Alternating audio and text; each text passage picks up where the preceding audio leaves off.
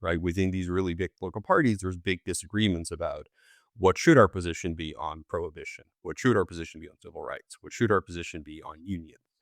And when you have a national committee stepping up and saying, we speak for the entirety of the party, and we're saying this is our position as a party, there are going to be lots of people in the party who disagree with that. And so that's where a lot of the sort of conflict comes in. Hello, thank you for joining us, and welcome to a new episode of Power and Flower. I am Seth Maskett. And I'm John Hagner.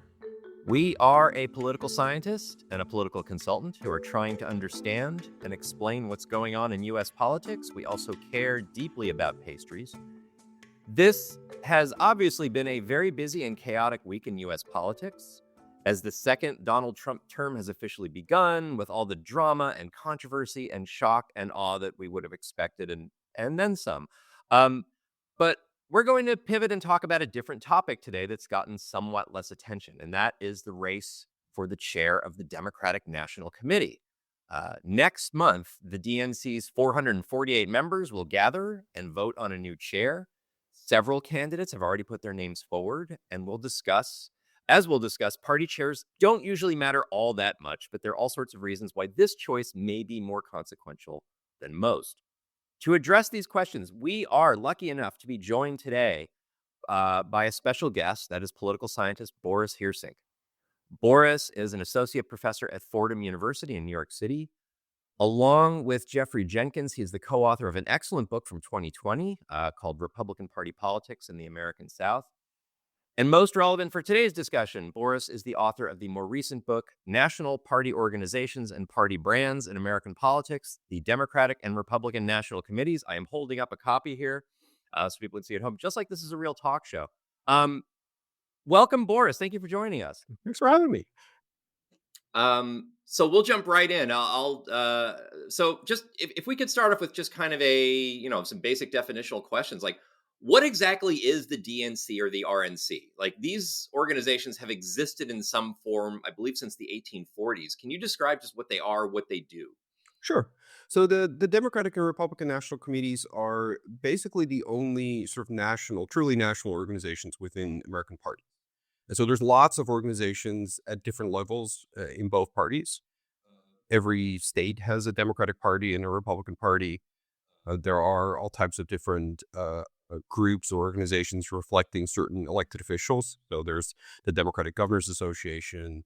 There's the Republicans in the House of Representatives who are caucusing together and have their own campaign committee. All those groups represent parts of the party.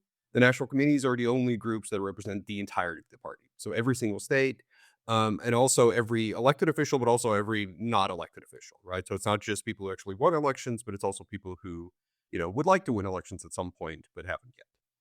The committees do a variety of things. The origins for both the DNC and RNC were essentially just in organizing the national conventions. So starting in the 1840s, both, the Democrats and then later on when the Republicans are founded, they rely on the same system. They start using national conventions to select presidents.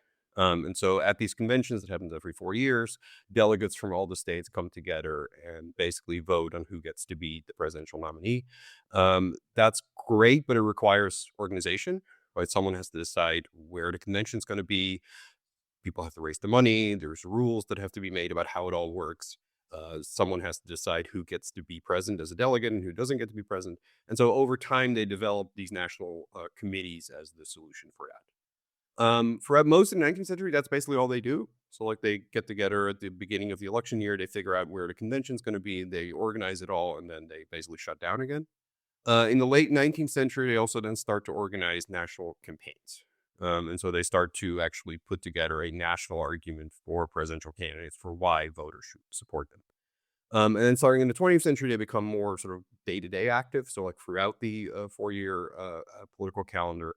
And they do a variety of sort of helpful things such as raise money, provide campaign support, staff, technological information, et cetera, for both candidates and state parties. And that's roughly what they do altogether. So they still organize the conventions. They also, do those sort of helpful things for the parties and candidates. But Boris, in the current setup, are the DNC and the RNC essentially the same, or are there major differences between the party committees right now? Well, the Trump era has really radically shifted what the RNP is. So the DNC is still roughly the same as it's been over the last couple of decades, I would say. There's a real noticeable shift in terms of like what my book argues the national communities do and what they actually are probably able to do right now for a variety of reasons, which we can get into. But the DNC is still sort of reflecting the party as a whole. The RNC, since Trump got elected, has basically become Trump's organization. And that you can see that in a variety of things. The starting point there is that presidents, once in office, get to essentially pick who is the chair of the committee while they serve. And so Trump, once he was elected in 2016, basically got to pick who was going to run the RNC. And throughout his term, basically used the RNC to sort of raise money for his own legal defenses, hire former staffers, have the RNC spend money at his venues and rent out property from him and all that. So it really became much more sort of centered on sort of helping Donald Trump. After Trump left office in 2021, that basically continued, partly because the people in charge of the RNC were very concerned that, going against Trump would hurt the party and would alienate the sort of core MAGA voters. And then, of course, now that Trump is back in office again, he again fully controls the RNC, although it's not that much of a difference from the past 4 years. Hmm. So, Boris, just picking up a little bit on something you just mentioned, you argue in this book that these party organizations, the DNC, the RNC, they're often thought of as service organizations. That is, they provide money and campaign resources for candidates. But you also argue this is not necessarily the right way to think about them today. And I'm just curious, can you describe what you think is the more accurate way to think about the party organization and its role? Yeah, so that is sort of the traditional way that political scientists used to talk about the national committees, right? Is essentially service providers. And that is to say that, raising money for candidates, providing them with staff, with information, with, technology and all that is really helpful. And it's nice for the candidate that there's an organization doing that. But there's also sort of a question of like, does it actually matter politically? That is to say, does it provide national communities with actual power to achieve things in the party? And the traditional way that political scientists have sort of argued is, looked at that question is the answer is no. The first big book that was published about the national committees in the 60s was called Politics Without Power. And that sort of covers the entire argument that sort of people had, where it's like, it's nice you can do nice things for people, but the national committees can't select candidates. They can't go in and sort of say, you're going to be the Senate candidate or you're going to be the presidential candidate. They also can't force elected officials to behave in a certain way once elected. And so the logic essentially was they have no real power within the party to sort of force their view. And all of that is technically correct. Like there's nothing there that's wrong. What my book argues is that we sort of misunderstand a core part of what the national committees do. And that actually does make them relevant, which is that the national committees, starting in the early 20th century, invest a lot of time and resources and money in publicity. That is to say, they're trying to build up these tools that they have internally within the national committees to try to sort of go to voters and convince them that, they should vote for the party, but also try to explain to them what the party is. And that last part is really crucial because what we think of as the Democratic Party, what we think of as the Republican Party is not constant, right? The Democratic Party today is very different than it was 30 years ago. The Republican Party today is very different than it was 12 years ago. Those changes don't sort of happen automatically, and voters need to sort of be brought on board with the changes that are happening and be sort of convinced that they should be supporting the party. And so the national committees are using their publicity role to try to sort of sell a new version of the party to voters. They basically try to focus on specific topics, specific policies, target specific voting groups, ignore other voting groups, and sort of try to convince those voters that this is the sort of up-to-date version of the party. And the reason that makes them relevant is when they do that, they're often sort of finding themselves in the middle of major conflicts within the party because not everybody agrees, right? Within these really big political parties, there's big disagreements about what should our position be on prohibition? What should our position be on civil rights? What should our position be on unions? And when you have a national committee stepping up and saying, we speak for the entirety of the party, and we're saying this is our position as a party, there are going to be lots of people in the party who disagree with that. And so that's where a lot of the sort of conflict comes in. Hmm. So Okay, let me expand on this here. Let me set this up here. Most Americans, I think, don't pay much attention to party chairs, and I think with very good reason. But my impression, and this, somewhat from reading through your book, is that the next DNC chair may have an unusually important role. That is, as you mentioned, when the party controls the White House, the president is essentially in charge of the party. The chair mostly does what the president wants. Um, but when, the chair can be influential when when they don't have a president. Okay. So the Democrats are out of power right now. They don't control the White House or the Congress. Um, so like the chair could have more influence than usual in sort of setting a tone and figuring out what the party stands for. Adding to this, as we discussed on this pod last week, there's really no clear leader of the Democratic Party right now. Joe Biden is out. Kamala Harris is out. Nancy Pelosi is out. No one really knows much about Hakeem Jeffries. No one really cares much about Chuck Schumer. So whoever this chair is could have some real power to shape things. And adding even to this, I think the Democratic Party really doesn't know what it's doing right now. And I don't mean that as a criticism. I mean, they're trying to figure out what they should be doing. We've seen some competing messages this week from the likes of Ocasio-Cortez and Chuck Schumer about whether they should be accommodating Trump or resisting him. Should they be pulling back from defending unpopular minorities, or should they be pushing ahead? On education, should they be supporting parent reform groups or teachers unions? Should they be identifying with housing or immigration or democracy or public health or crime? There's a lot to push back on from the Trump administration, but the question is just what should they be focusing on? And I think that whoever the chair is will have some influence. Does this sound right to you? And I'm curious, like, if so, like, what sorts of issues do you see the next chair really weighing in on? Yes and no. Okay. The yes part is that, yeah, absolutely. When there's not a president in the White House, there's a lot of space for whoever is going to end up being a chair to essentially do what they want. Like, there's not really a clear sort of job description for being national committee chair. It's to do what's best for the party, basically, which you can interpret in whatever way you want. You have these huge organizations.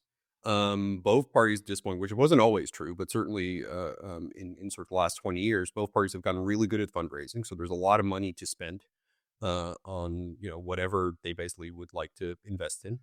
So there's a lot of sort of like potential there for whoever ends up being the chair next month to basically step in and say, here's what we're going to do. Here's my vision of how the Democratic Party needs to sort of reinvent itself, convince those people who didn't vote for Harris, either because they voted for Trump or because they stayed home, that we are the proper sort of home for them, and try to bring them back on board. And that's basically the kind of thing we see throughout sort of the 20th century. Anytime basically a party loses a presidential election, there's this moment of sort of hand wringing. A new chair comes in, and with very few exceptions, they generally have an agenda or a point of view of like, here's why we lost. And here's how we're going to sort of make sure we don't keep losing. And, by coming up with a new policy agenda or by at least reframing how the party sort of appeals to voters. The reason the incoming new Democratic National Committee chairs might have a tougher time at that than if this was, say, in 68, although that was not the best period year for is that a lot has changed since sort of the high point of this kind of sort of branding role for national committees. One clear problem is the presidential primary agenda, sort of timescale, which is that, it's January 2025. 2 years from now, it wouldn't be that unusual to start seeing sort of Democratic presidential candidates starting to come out of the woodwork and sort of announcing that they're running. Once those candidates are out there, it becomes a lot tougher for a national committee chair to sort of insert themselves into political debate and try to sort of get the spotlight on them. Partly because the media is just not going to cover them as much. Partly because, a lot of these conflicts that are going to play out about what the party looks like, the DNC doesn't really want to take sides in that. And so if you have multiple candidates sort of trying to represent different angles of like what could the modern Democratic Party be, if you have a national committee chair that has a similar point of view, if they come out and continue to sort of engage in their activities, that might actually frustrate a lot of people. We've seen the DNC be very controversial in 2016, to a lesser extent 2020, even 2024, where a lot of voters and Democrats that are angry that they feel like the DNC was sort of trying to force its view on the presidential selection. That used to not be true, right? The primaries used to start way later. It was only a small number of states. And so you would essentially have like probably 3.5 years if you were national committee chair to try to sort of come up with an approach to try to appeal to voters, a new image of the party, et cetera. Now you maybe have like a year and a half, 2 years at most before it really sort of you get overshadowed. The other big problem that they're facing is the media context is completely different now than it used to be. In the book, I talk about the Democratic Party in the 50s comes up with a magazine. So they create this thing called the Democratic Digest, which they sell an actual newspaper stands and things like that. And so like you can show up and you can buy Time Magazine and Newsweek and the Democratic Digest. At the time, this was huge. Like this was the first time that a party basically came up with a way to communicate directly to voters, and they could bypass the traditional media. They could also bypass other elected officials. Like they could decide what the quote unquote Democratic message was. If the new DNC chair, in a month from now says, you know what, I've thought about it a lot. I'm going to come up with a magazine that'll solve everything. We all think they were insane. So the ability to sort of like try to dominate the news, try to come up with ways to sell yourself to voters is way tougher now for a national organization than it used to be. In the 60s, the RNC at some point came up with first a radio show and then a TV show called Comment, where once a week they came up with like a 15-minute program where they interviewed Republican elected officials in DC about the topics they wanted to talk about. They could spotlight the candidate, the elected officials they felt comfortable with. And then they sent the program for free to radio and TV stations across the country. And those stations could either just air the program, sort of like here's a Republican Party view of the world, or more insidiously, they could take out the interview clips and use it in their news coverage. Because a lot of those stations didn't have reporters in DC, so it was very expensive to get that. Now they, for free, had sort of like clips from top politicians, but they, the RNC completely controlled what And now they that's have not a Fox thing News, anymore. so there's Yeah. no, they cut out the middleman, and they just have they have Fox News Exactly. doing that for Like them. any person who wants to go on Right. YouTube or on TikTok or, well, for as long as it lasts, X or whatever can reach way more people for free effectively. And so the message that a DNC chair is going to send out is going to be much tougher to get through now than it used to be. And then the final problem is who's going to listen. For most of this period, the idea sort of underlying what all these politicians are thinking is voters can be convinced to vote for us if they haven't done it before. And not everybody, obviously. There's always going to be people who are pretty strictly on the side of either party, and you will never convince them. But at least there is a subset of people throughout, the 50s, 60s, and 70s who are voting Democrat in House races, but Republican in presidential elections. And maybe you can convince them to sort of change their mind in one way or the other. Increasingly, it seems like lots of voters are just really kind of stuck. And so, like, what voting groups are there for a new DNC chair to sort of really aggressively appeal to and try to convince them, even if you can do it in 2 years, and even if you can break through the media landscape as it is, like, who's there to actually be convinced?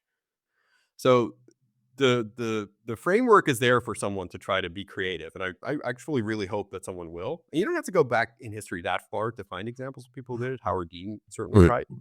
But the hurdles to actually being successful at it, I think, are much tougher to overcome now than it used to be. I completely love the idea of Democratic Digest magazine, and I would totally want to buy someone a subscription for that. But It's a key. I used to have, It's like, when I did my it's a- job talks, I would have like a copy of it. that's show and tell. adorable. Okay. There's so much interesting stuff in what you said there, and I think one of my bugbears, having worked at the DNC on 3 different occasions, actually the very first successful campaign I ever worked on was the DNC chair campaign for Howard Dean. I was part of that team in 2005, which was terrific, and I learned a ton about it. One of my hobby horses is that people radically misunderstand the DNC, and a lot of folks who care about politics overstate what it can do, and a lot of people who don't care about politics understate what it can do. Right? That I think 8 years ago, in particular, after the first Trump administration got sworn in, the DNC chair fight took on this ideological component, right? It was sort of leftists for centrists, and having fights over policy issues that just isn't what the DNC is for, right? Like the DNC is not the venue to debate Medicare for all or not. That what the DNC is there to do is much more technical. It's much more sort of nuts and bolts, and that the job of the chair, in my opinion, has much more to do with can you raise more money? Can you make get the money out into the states? Can you build the tools for the national party? Because from my perspective, the proper place for these sort of identity and discussion and policy and branding discussions are candidates who have been nominated, right? That I know a lot of the DNC members. I think that almost without exception, they're good people who care about the party, but they are idiosyncratic insider weirdos like I am. And we don't have millions of primary voters backing us up. That whoever the nominee is in 2028, but also the congressional leadership, the Senate leadership, they can speak on behalf of actual voters in a way that the DNC never will be able to, and that a lot of the important work that has to happen should be more properly done by people with that background. Is sort of my perspective on this. Yeah, there's a lot of interesting stuff there. So partly, I think that's a valid way of thinking about what a national committee can and could be. A lot of DNC chairs and RNC chairs had a very different view historically. Like they actually did think it was their role to try to sort of set policy, and to try to. They realized they wouldn't be able to dictate it to candidates or elected officials because they're not stupid. Like they realized that is not an option. They were trying to sort of very much sort of insert the idea that by staking a claim saying we, the national committee, are now supportive of XYZ, either they hope to sort of solve intra-party conflicts. So there's moments in like the 70s where the DNC plays, early 70s, tries to play this real guiding role in terms of like, how do we figure out a way out of Vietnam? Like, how do we come up with a position that the Democratic Party as a whole can take on that we can all sort of subscribe to so that we stop fighting about it internally? At other times, the DNC chairs have been very aggressive in sort of setting, no, we are the ones who need to be able to set what the party as a whole stands for. Paul Butler in the late 50s is a great example. This is after the second Eisenhower victory. Southern conservatives are dominating the party in Congress. And a lot of sort of local, sort of Northeastern Democrats are really frustrated that they feel like these Southern conservatives are making it impossible for them to convince voters that they should vote for him because, you're a Northeastern Democrat in Pennsylvania, you're going to black voters, and you're saying, here's all the things that we're doing for you, all the things that Truman used to do for you, that, the New Deal has done for you. And then these voters say, yeah, but extreme segregationist in Congress is also a Democrat, so how can I vote for you? And so the DNC, after the 56 election, decided to basically claim the right to set party policy and fully embrace civil rights. And Paul Butler at some point goes on TV, like right before the 58 midterms, and basically is like, Southern Democrats either need to accept this or get the hell out of the party. But there was this moment where they decided, like, this is actually our role, and we need to actually be able to step in. One of the arguments in favor of your take is, to what extent can we find examples of the national committee actually being successful in trying to sort of like force this upon a party? And there are some examples where, they initiate certain things, or they're relatively early on in supporting certain things, and then down the line that becomes sort of a standard party position. But generally, they're usually not great at it. Like the sort of the stated goals for national committee chairs versus the actual achievements generally don't line up that well. And that might be an argument for sort of the kind of national committee activity we've seen more of in the last 2 decades, of exactly the kind of nuts and bolts stuff of, instead of trying to sort of shape what we think of as the party, let's invest in data. Let's invest in fundraising capacity. Let's invest in, giving our candidates and our state parties the technical and financial tools to be successful. The downside there is that, national politics does matter. And who then is there to be able to say, here's what we, the Democratic Party, believe in? right? Here's what the Democratic Party support.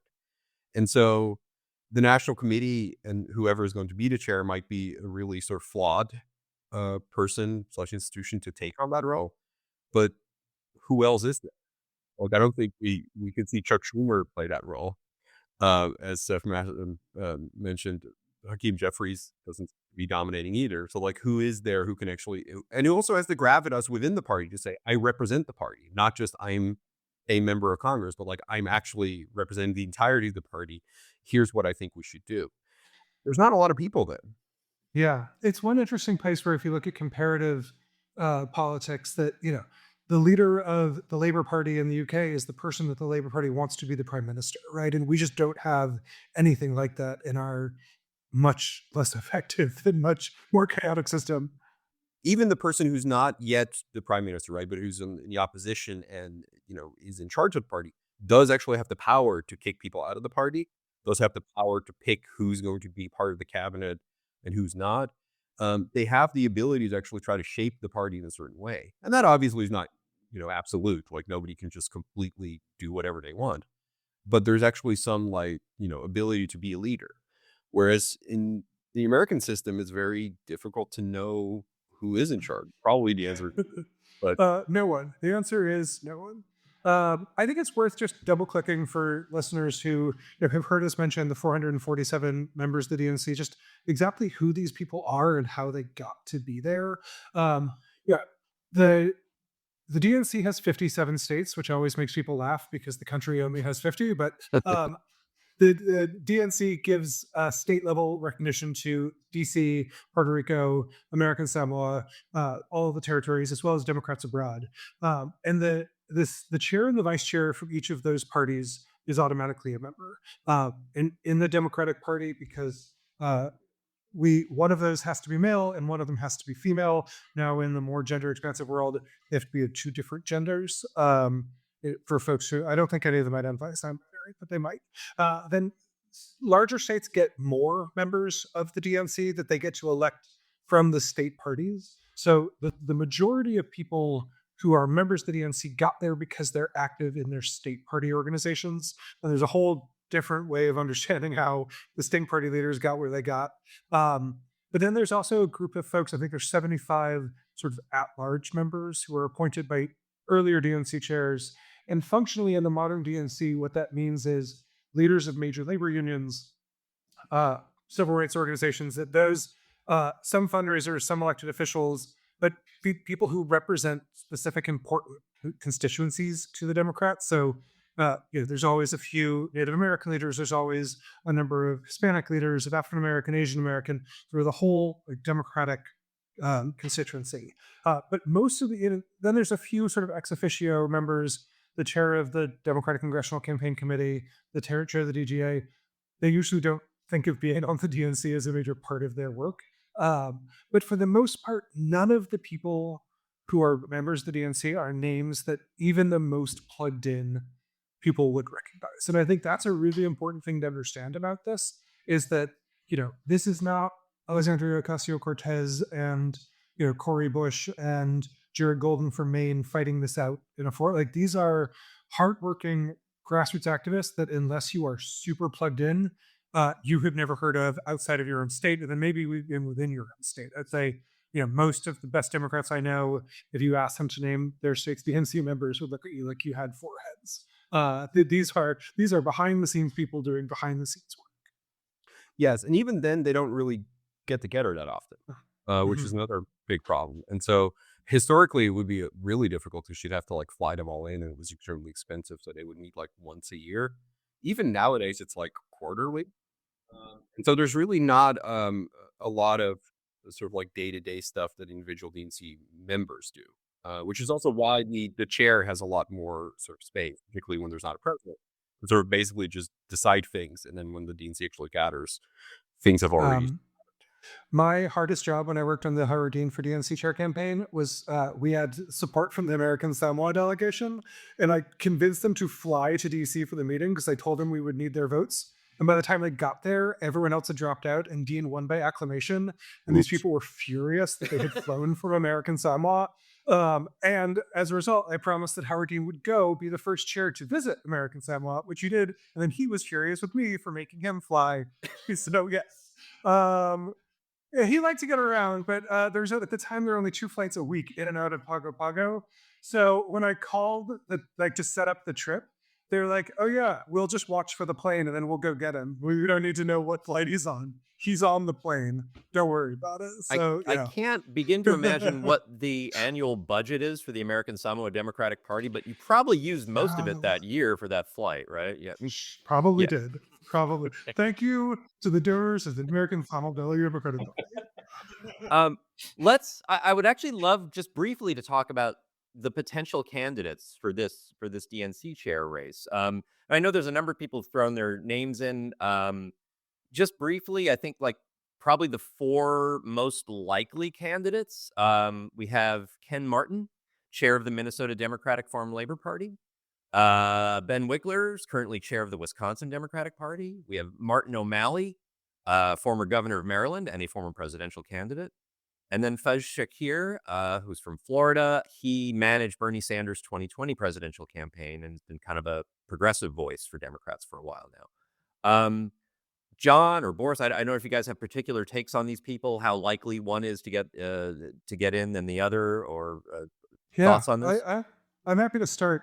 Sure. Yeah, just first of all, disclosure: I worked with Ben on Sherrod Brown's campaign and Howard Dean's campaign. I like him a lot. We are not close friends, but yeah, enjoy each other's company. I also live in Minnesota, and Ken is our chair. And I think, I think that the two best state Democratic chairs in the country are Ken Martin and Ben Wickler. I think they're both phenomenal leaders. I think that the DNC will be really well in hand with either of them. I think that my understanding of the web count right now is that Ken has about 200 members who've committed to him publicly out of the 445. Ben has about 160 who have committed to him publicly. O'Malley has some as well. Ken Martin has been the chair of the Association of State Democratic Chairs for a long time. And as we were talking about who the members are, the chairs and the vice chairs, that's 100 votes right there. And then the other Mhm. members from the state parties are usually strongly influenced by the chairs. So Ken has a really deep relationship with those people. And I think he's given him a starting point. Ben has more support from national figures. Ben is really good on TV. He has raised a ton of money. So Chuck Schumer is supporting him. I think some of the other kind of DC based voices in the party know Ben and like him. He went to Harvard. He went to college with Matt Iglesias. So he's got access to those networks in a way that Ken doesn't. So I think it's shaping up to be an interesting fight right now between kind of the state-based, really behind-the-scenes people and the more kind of online, more people who watch The Daily Show and have opinions on national politics are kind of lining up in two different camps. Yeah, Shakir just got in. He has a lot of support from the progressive wing of the party. But I think in addition to running Bernie's campaign, he also was running the ACLU for the last few years. And I think that there's some real questions about the way that the ACLU approached the 2020 primary. I think a lot of the stuff that really hurt Harris was, answers to questions that ACLU folks wanted to get answers on around transgender people getting gender correction surgery in prison, and some of these other kind of pushing to the edge. Like that was work that the ACLU was doing under Shakir's leadership. So I think there's going to be some questions about that. I think the O'Malley folks, people like him. He's good on TV. I think people think he was a really successful governor of Maryland. He had a lot of goodwill after the presidential run. He didn't sort of make anybody mad. So I think that the Dems are in a really good spot here of having four good candidates who would do the job well. I do think it's interesting, sort of as from an internal Democratic coalition's perspective, that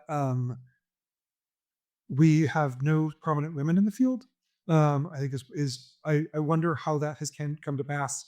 I think that the three of the four, and until Faiz got in the race recently, all of the main candidates are white. Like I do think there's some interesting kind of the way the Democratic Party thinks of themselves, things going on here. But overall, I think we've got some good candidates. My guess is that just like we saw when Howard Dean became chair on the campaign that I worked on, that was a hard fought race where people were in the trenches posting updates to the whip count every day and working the phones. But once it was clear where it was going, everybody else dropped out, right? That there's no desire for a divisive four fight if it's not going to win. And that I think before we get to February 1st, all the campaigns are going to know where the votes are. Some of these members are undecided now. People like to be wooed. They like but yeah, as we told everybody when I was doing some of these whip calls, like we are going to remember everybody with us before we got to 50%, and we were going to forget everybody who got with us after we got to 50%. So there's strong incentive for people who, again, these are all insiders who understand inside games to get on to be the 50th percentile vote is a really powerful place to be. To be the 52nd, nobody remembers your name. So I would be really surprised if this is actually a fight on the floor. I think that either Ken's going to get the last 25 people he needs, or Ben's going to get the last 75 people he needs. And when we go into this, the picture is going to be unity. My final job on the Dean campaign was getting enough little American flags for everybody to wave on the floor, because I didn't need to worry about getting our voters there because everybody else had dropped out. And the little American flags, that was a good picture. I am proud of the hard work I did Um, yeah, it's an interesting. It's a weird election, right? Because it's such a small electorate, like in almost no job. I mean, I guess Speaker of the House or any sort of like party roles in Congress, it's Or comparable. But papal conclave.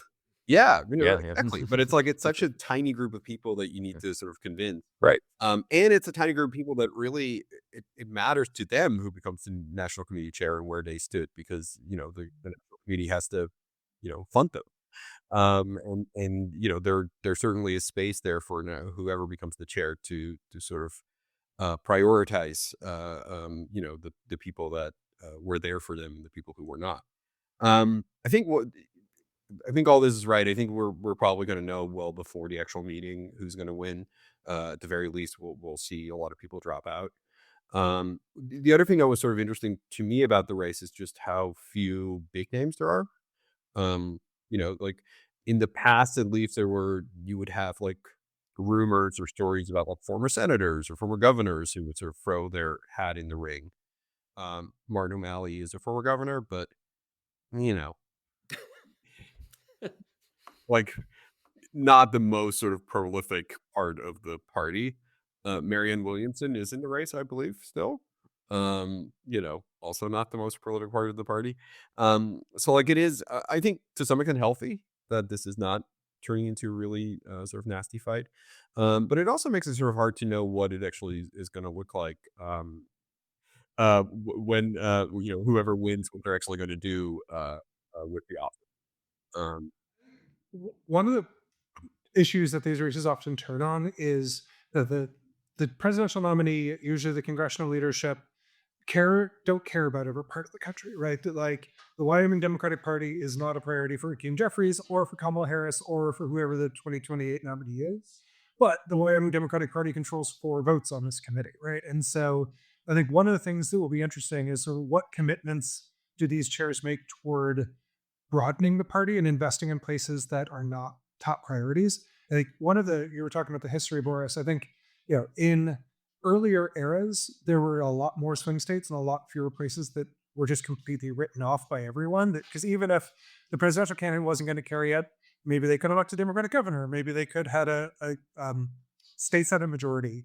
As our politics has gotten more cleanly divided, it means that there's a lot of blue states that don't necessarily need to be funded, a lot of red states that don't, but that they still control lots and lots of votes on this, and they have important priorities. Like the Wyoming Democratic Party cares deeply about who the mayor of Cheyenne is in a way that Kamala Harris doesn't. And so I think I'll be curious to see how much of a commitment and how real that commitment is manifested to go back to the money. I think Howard Dean, when he was the chair, famously sort of the 50 state strategy, where he said we're gonna pay for staff in all of these places, whether they're on the map or not, which is very popular with the members of the DNC. And when the Obama team came in and got to appoint the chair, that was completely out the window because they were looking at the 2012 electoral map that Louisiana did not feature on. So we're out the door. Yeah, and I mean, Dean's come up a lot, right, so far, and he's sort of maybe the most interesting national committee chair in sort of like the last few decades. And even then, like Dean was already suffering from the sort of calendar limitations of Obama announcing in January 2007 and Clinton announcing around the same time that they were running for president and sort of taking all the wind out of ourselves. But for like the 2 years he sort of like had the freedom to actually try to do stuff. He made a lot of calls that ended up working out well for Democrats, and that is not a nice. It's not that purely by himself Dean sort of made it possible for Democrats to win the House and eventually in 2008 the presidency. But like they won an Alaska Senate seat by a couple thousand. In my book, there's this really snarky article about Dean sort of visiting Alaska, and the reporter being like, basically, what a loser. Like, why is he there? All the smart people of the Democratic Party agreed this is a complete waste of time. And it's Dean saying like, oh, wow, you only have one staff member. I'm going to pay for additional staff members. They won that Alaska seat by a couple thousand votes.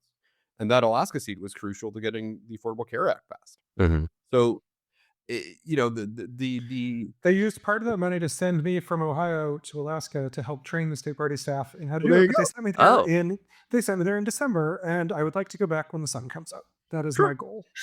Yeah. Well, we appreciate your service. But so I think part of what whoever ends up taking over next, and that is the value of the National Committee in comparison to all the other organizations, is that it should have the sort of bigger picture of like, what is the longer term plan here? Like, what can we do to sort of set ourselves up for when opportunities arise? And there's a lot of places where investments don't seem that necessary. Although even in a state like New York, Democrats are seeing a lot of votes slip away, and basically because of years and years and years of not spending money, not advertising. I live in the Bronx. Nothing happens here Mm-hmm. in election campaigns. And, you can ignore voters for a while, but at some point they're going to wonder what's in it for them? Like, why should they participate? But also in a lot of states that maybe aren't swing states, if you can get one or two more House seats, that could be the difference between Democrats having a majority or not having a majority. And so a much sort of a broader sort of approach to trying to invest in different places along the lines of Howard Dean probably is something that they could be doing. Yeah, and I think to your point earlier, Boris, the parties have gotten a lot better at raising money, and I think a lot of people like if there's not enough money to fund Pennsylvania, yeah, you can't send any money to New York. Like, and I think everybody gets that.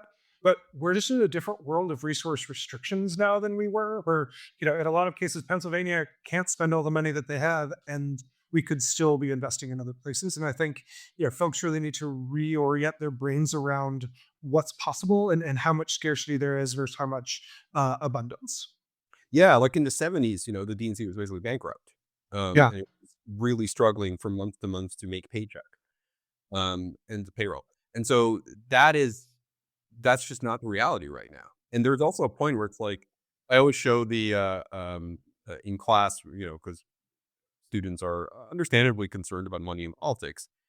I always showed them the South Carolina Senate race from 2020, where it's like, here's how much more money the Democrats had, and he got the exact same percentage of the vote that the Democrats always get, and Lindsey Graham got the exact same percentage of the vote he always gets, even though he was outspent by $30 million or whatever it was. So like, there's a point where like spending more and more and more in a swing state, or in the case of South Carolina, a non-swing state, where it's just not going to help you. Whereas investing in Alaska, where who knows, we now have a House seat there as Democrats. That's not something that would have necessarily been logical 15, 20 years ago.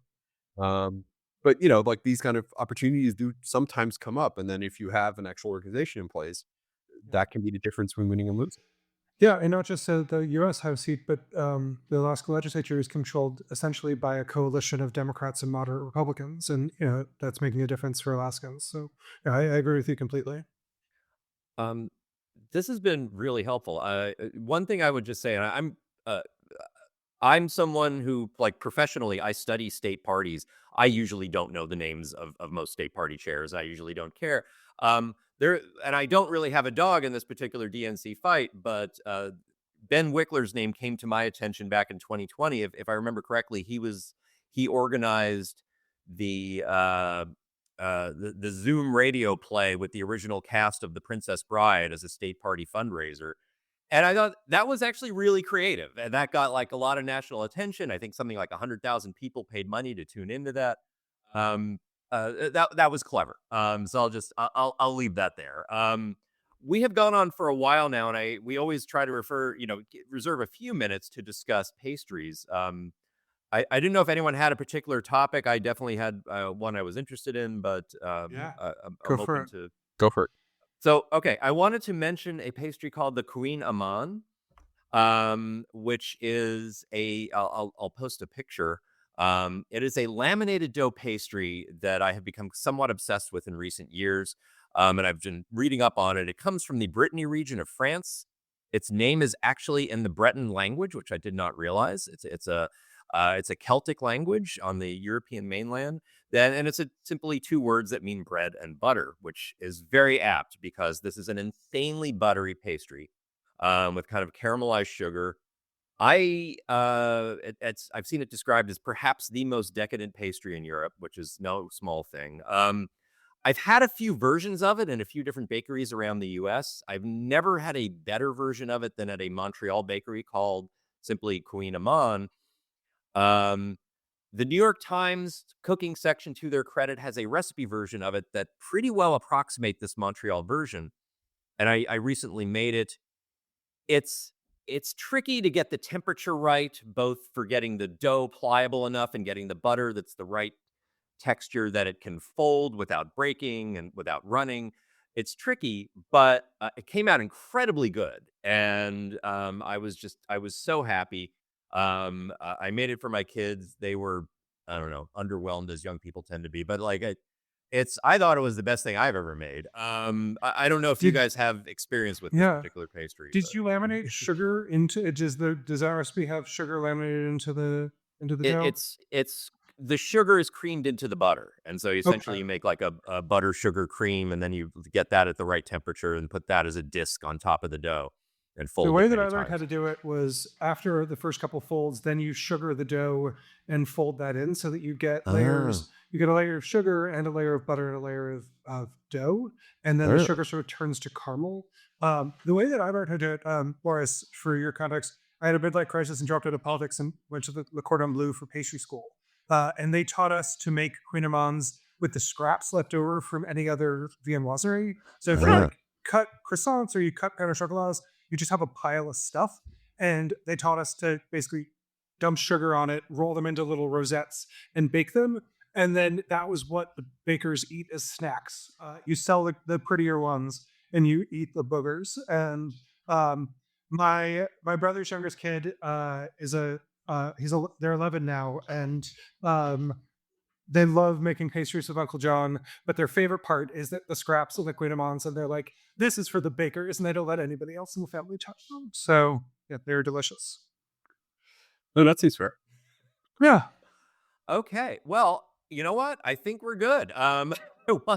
Boris, thank you so much for joining us today. Thanks for having me. This It's been a really helpful discussion. Wishing you the best of luck on the book, and I'll be discussing it more throughout the year at various conferences. So I'm looking forward to that. And John, thank you as always. And thanks to our listeners for paying attention this week. Yeah. Thanks, Boris. It was great meeting you. Likewise.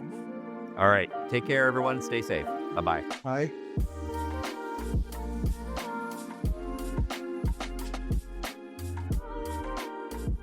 Thank you for listening to this episode of Power and Flour. This episode was produced by Eli Maskett.